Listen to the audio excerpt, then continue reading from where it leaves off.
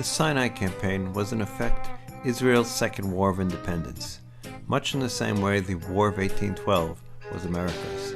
Before the 1956 war, many wondered whether Israel could survive. After its overwhelming victory in the war, it became clear that Israel was here to stay. The 9 years following the Sinai Campaign were years of sustained economic growth. At the same time, there were years of continued population growth, as Jews from both Eastern Europe and North Africa continued to arrive in Israel. In 1958, the Givat campus of the Hebrew University was opened, opening new vistas for Israeli education.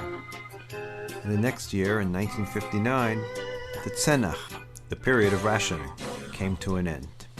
There were two seminal events, however, that defined the period. The first was the capture of Adolph Eichman. Eichman, who was one of the architects of the Holocaust, was captured in Argentina by the Israeli Mossad and flown to Israel.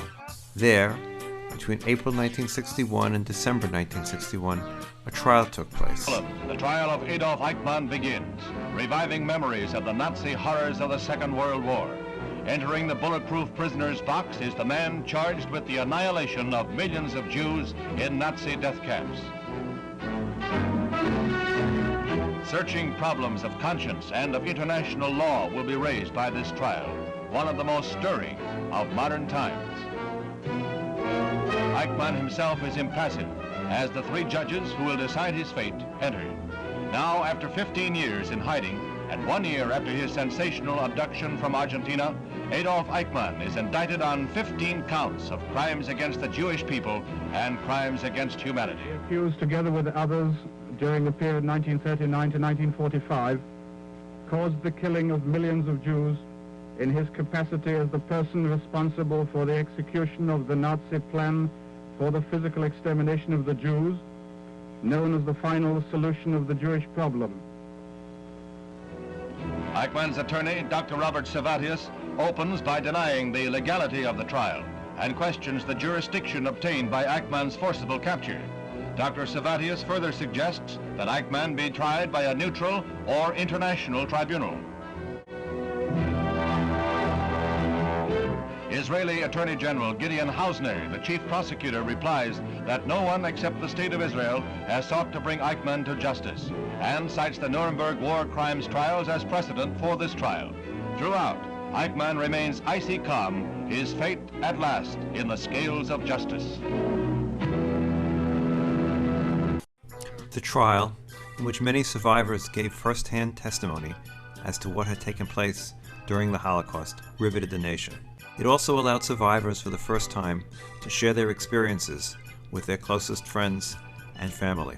The trial was a turning point for Israelis who suddenly realized what Jews who went through the Holocaust actually suffered.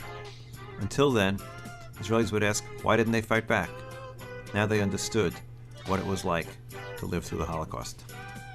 The second event was the completion of the national water carrier.